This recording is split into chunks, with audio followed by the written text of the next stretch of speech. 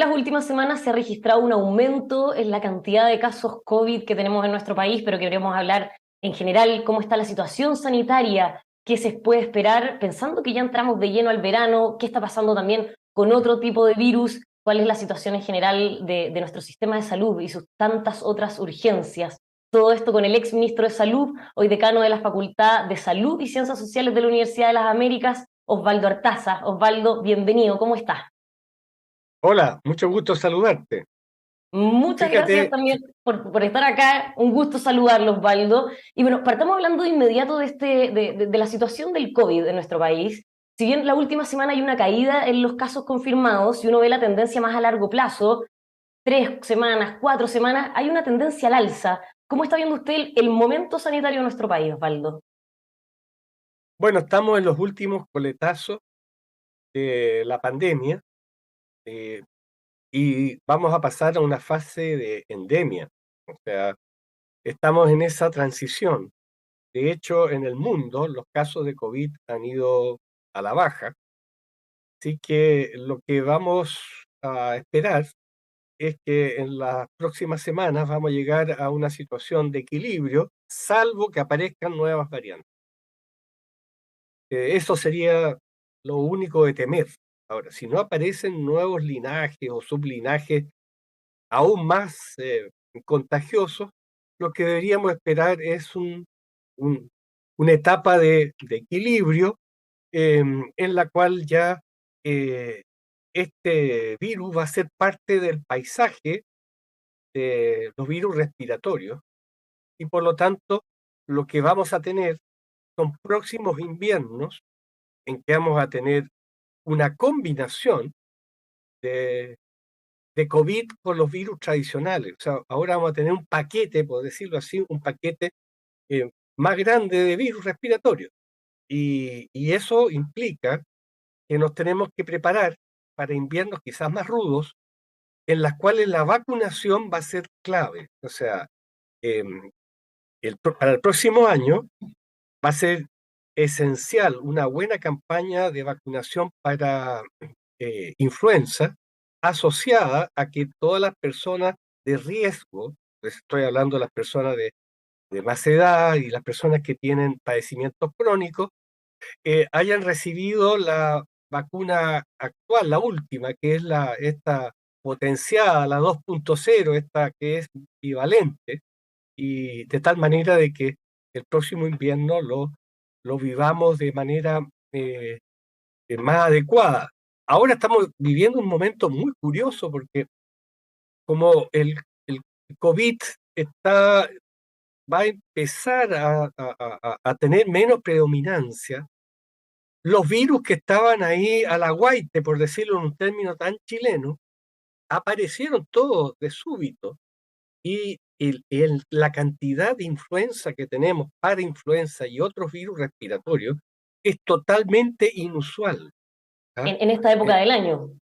En esta época del año uno espera las típicas cosas que tienen que ver con la primavera, las alergias, etcétera. Pero resulta que ahora estamos llenos de niños enfermos de influenza o parainfluenza y de otros virus respiratorios, y también de personas adultas. Entonces, esto es un asunto totalmente inusual que da cuenta de un nuevo balance que se está dando digamos, en el escenario, digamos, de las infecciones respiratorias y que dejamos de improviso, dejamos de usar la mascarilla. Y la mascarilla se había convertido en una gran, gran barrera, una barrera muy efectiva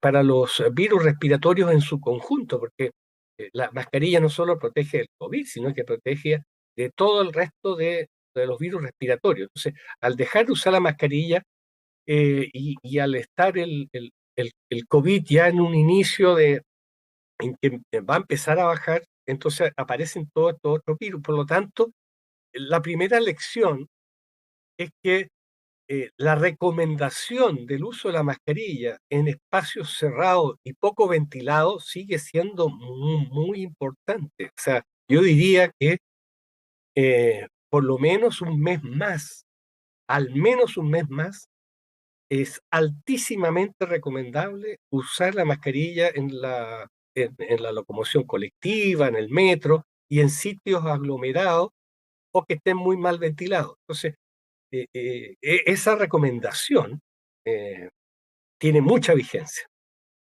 ¿Qué lo hace optar por el altísimamente recomendable y no la obligatoriedad de la mascarilla, al menos en estos espacios donde hay mucha aglomeración de gente, en el transporte público, por ejemplo? Mira, para ser claro contigo, yo creo que no están las condiciones para obligar a nadie. Después de tanto tiempo, eh, hoy día ninguna autoridad en ninguna parte del mundo, salvo una situación terrible, o sea, que apareciera un nuevo linaje, una nueva variante que fuera, digamos, de altísima preocupación y que generara mucho daño, pero si no apareciera esta situación, yo creo que ninguna autoridad en ninguna parte del mundo puede retrotraer a etapas de restricciones que hoy día para el grueso de la población no son tolerables. Entonces, dado a que estamos en un espacio ya de voluntariedad, que creo que es lo que corresponde, lo que hay que hacer es educar en salud. La educación en salud pasa a ser la herramienta principal, de tal manera que las personas comprendan, les haga sentido la importancia de estar al día con la vacunación y, y usar la mascarilla en sitios en que el riesgo es más alto. Eso es, creo que lo que hoy día son los temas más importantes.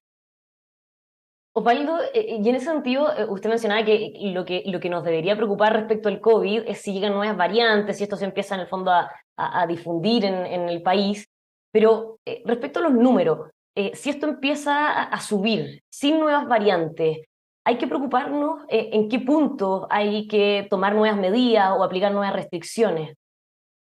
Yo creo que no va a subir siempre y cuando en el mundo siga aumentando la población con inmunidad, o sea, que se estén vacunando. Si en el mundo sigue aumentando las personas vacunadas, entonces la posibilidad que aparezcan nuevas variantes, nuevos sublinaje empieza a disminuir. Entonces, por eso es que es tan importante que las personas les haga sentido estar al día con el plan de vacunación, porque al estar al día con el plan de vacunación, disminuye el riesgo de que esta tragedia se pueda resurgir, digamos, ¿m? Y por lo tanto podamos dar por cerrada la página, por decirlo de alguna manera, página que se cierra parcialmente porque el virus va a seguir de manera endémica y por lo tanto probablemente todos los inviernos tengamos, junto con este paquete de virus respiratorio, tengamos nuevos resurgimientos, digamos, y allí entonces evidentemente el tema de estar al día con las vacunaciones va a ser muy importante. Y yo creo que eh, va- el uso de la mascarilla en espacios de riesgo va a seguir siendo siempre recomendable para para ciertos grupos de población, o sea, no para todo el mundo, ¿ah? O sea, hablar del uso de la mascarilla de manera permanente para toda la población no le veo mucho el sentido, pero hacer educación en salud de que para la población de riesgo, o sea, personas mayores y personas que tienen problemas crónicos, problemas de salud crónicos, que utilicen siempre en los espacios de riesgo y en los momentos epidemiológicos que hay más circulación de virus, yo creo que va a ser una recomendación que va a seguir siendo útil para siempre ahora. O Y sea, esa eh, educación en salud, o esa llamada comunicación de riesgo, sí, como se le ha dicho por todo el tema de la pandemia, mm, ¿la ha visto presente estos últimos días?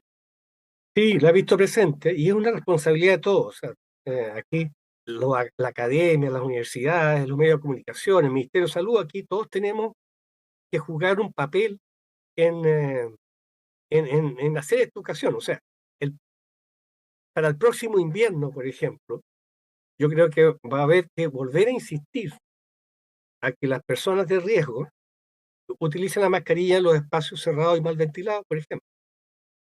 Yo creo que eso va a quedar, va a quedar.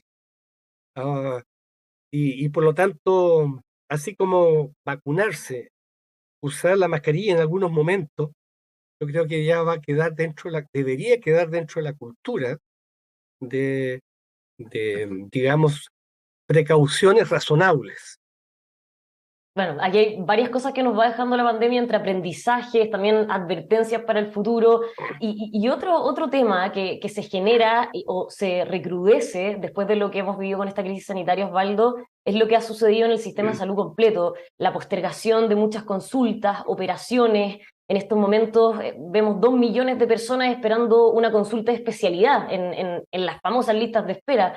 ¿Cómo ves la situación del sistema de salud completo, este otro lado? Bueno, yo creo que es buen momento para hacer de alguna manera, hacer aprendizajes. Eh, Ayer salió una publicación en una revista de altísimo prestigio, que es la revista Nature, en la cual 386 personas de todo el mundo, de 112 países, trabajamos en un proyecto colaborativo. Hubo 3 chilenos que participamos en ese proyecto de 112 países, en que logramos consensos en cuáles eran las lecciones más importantes de aprendizaje con respecto a lo que nos había dejado esta pandemia. Y espero que estas lecciones los gobiernos de todo el mundo las tomen en consideración.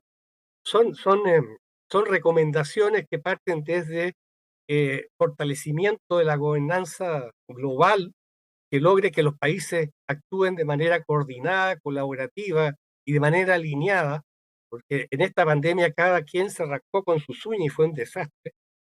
El tema de cómo generar acceso equitativo, del tema de las vacunas, cómo fortalecer los sistemas de salud para actuar en las emergencias, el tema de cómo comunicar efectivamente a la población y generar confianza, de tal manera que la población asuma lo que las autoridades sanitarias señalan, el, el, el, el que la atención primaria y las propias comunidades tengan un papel protagónico en estas emergencias. Bueno, no, la invitación queda a que examinen este artículo publicado en Nature ayer, y yo creo que es un aporte muy valioso. Ahora en Chile nos deja lo que ha sucedido en muchas partes del mundo también, que quedaron muchas atenciones postergadas. Ahora, antes de la pandemia ya estábamos con lista de espera. Ahora, la situación actual es, es realmente espantosa porque tenemos a más de 2 millones de personas esperando por un promedio de 2 años ¿Y qué se hace con una, eso, Osvaldo? una atención de especialistas. Y bueno, y en la cirugía son casi 400.000 personas. O sea, estamos hablando que nos estamos acercando a medio millón de personas esperando por una cirugía electiva. Entonces, evidentemente que eso se tiene que transformar en una prioridad y aquí eh, es como de sentido común de que el sistema público solo no lo va a poder resolver, o sea, ni por milagro. ¿Se fija? Entonces aquí yo creo que lo que corresponde es utilizar la misma lógica que se utilizó para el uso de las camas críticas en la pandemia, en las cuales hubo una coordinación, una cooperación entre todos los actores, todos los prestadores, para poder resolver esta emergencia que se nos viene encima. Porque hay dos problemas en Chile actualmente muy prioritarios. Todas estas atenciones postergadas y los temas de salud mental. ¿Ok? Y son temas enormes en que nadie lo puede resolver por sí solo. Aquí necesitamos mucha colaboración, porque son temas de un tamaño, de una envergadura tan enorme, que efectivamente aquí no hay otra que ponernos todos a trabajar de manera colaborativa. Es importante ese punto que menciona porque hay un consenso de que esto solo el sistema público no lo va a poder superar. Hay que hacer este trabajo mancomunado entre el privado y el público, tal como se hizo para la pandemia, como usted recordaba. Pero ¿qué falta para que efectivamente eso se logre y empecemos a hacerlo desde ya? Porque cada día que pasa es un día de espera más para todas estas personas que están esperando. Bueno, lo que yo he escuchado, que el Ministerio de Salud tiene tres prioridades. Eh, una es la prioridad de la lista de espera, la segunda es salud mental y la tercera tiene que ver con una posible reforma, ¿ok? Al sector salud. ¿Mm? Y allí en el tema de tanto de lista de espera como de salud mental, aquí lo que uno espera es el liderazgo del Ministerio de Salud para poner en línea a todo el mundo a trabajar de manera coordinada, ¿ah? Y de manera colaborativa. Y nadie se podría restar, digamos, a un desafío de esta, de esta envergadura.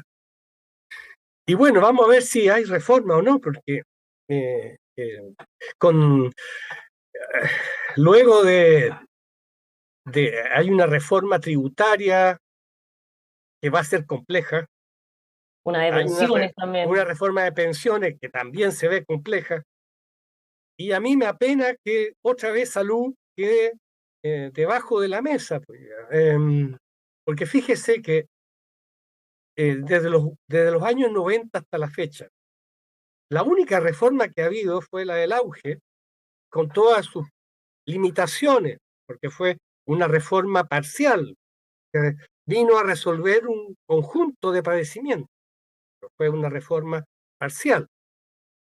Y por lo tanto todavía está pendiente eh, una lista enorme de, de problemas de salud que no hemos como país no hemos logrado ponernos de acuerdo para poderlos resolver. Y cuando dice que de nuevo salud queda debajo de la mesa, eh, uno ve que al menos, o sea, las reformas que tendrían que ir en esta dirección, en este sentido surgen desde el Ejecutivo, el gobierno el que propone la reforma y el mismo gobierno el que optó por presentar la tributaria y de pensiones primero. ¿Le hubiese gustado que fuera antes lo de salud o cuándo podría ser, pensando que además hay tanta otra urgencia en estos momentos? Es que lo que pasa es que el Ejecutivo no saca nada con presentar un proyecto de ley que va a quedar archivado. Varios gobiernos anteriores a este presentaron proyectos de ley y quedaron todos en el escritorio. El único proyecto de ley después de lo del auge fue el Recarte Soto, que fue también algo parcial, que vino a resolver el tema de algunos medicamentos de alto costo, algo importante, pero también parcial. Luego vino la ley del cáncer, algo importante, pero también parcial. ¿Ok? Entonces, si yo estoy en el gobierno, yo fuera el presidente, ¿ok? Yo lo que primero pregunto es si hay agua en la piscina. O sea, primero veo si en el Parlamento hay votos o no. Fija, entonces, si yo veo que apenas hay votos para eh, la reforma tributaria, apenas hay votos, vamos a ver, para una reforma de pensión. Entonces digo, voy a hacer el ridículo mandando una reforma a la salud, donde hay tanta discrepancia, ¿te fijas? Porque ese es el tema, que todo el mundo está de acuerdo en que la salud no está bien, ni en el sector público ni en el privado. Todos estamos de acuerdo en eso, todos estamos de acuerdo en el diagnóstico. El tema está que para el tratamiento no- nunca hemos logrado ponernos de acuerdo. Entonces hay gente que dice, no, el mejor sistema es el alemán, otros dicen, no, el holandés, otros dicen, no, es el inglés. Entonces no vamos para ninguna parte. Ahora, lo que me da más pena a mí es que cualquiera de ellos, el inglés, el alemán, el finlandés, el holandés, cualquiera de ellos es mejor que el de nosotros. Entonces, realmente se me hace difícil de entender eh, que no hemos logrado colocarnos de acuerdo en temas esenciales, y eso pasa porque no hemos puesto a la persona en el centro. Eh, entonces, si uno antes de mi idea, porque Hoy día, por ejemplo, estuvimos en una reunión muy, muy valiosa en que nos juntamos ex ministros y ex subsecretarios, en, todos hoy día en la academia. Y, y nos juntamos justamente porque tenemos ganas de armar ahí una fuerza de tarea para ver si podemos ayudar a que pasen cosas en salud. Y bueno, estaba el ex ministro Enrique París, estaba el ex subsecretario Duñac, el ex subsecretario Fábrega, el ex superintendente Pavlovich, o sea, gente de distintas corrientes políticas. Y es muy interesante, todos estamos de acuerdo en el diagnóstico. Hay, En hay, el hay tema que, de, hay en el que tema cantar de, esto en el, o sea, en tenemos el, ahí que hacer como un esfuerzo en, a ver, como una política de Estado, a ver, ¿cómo logramos de aquí a 10 años como política de Estado, más allá de los gobiernos de turno, vamos resolviendo los distintos problemas que hoy día están aquejando a las personas? sí, la importancia de llegar a acuerdo en estos temas, sobre todo por esas personas que siguen esperando una consulta, una operación. Osvaldo, muchísimas gracias por haber estado con nosotros. Gracias a ti, un abrazo. Un abrazo, Osvaldo, y a todos ustedes que nos están viendo, los dejamos invitados a que sigan aquí en emol.com.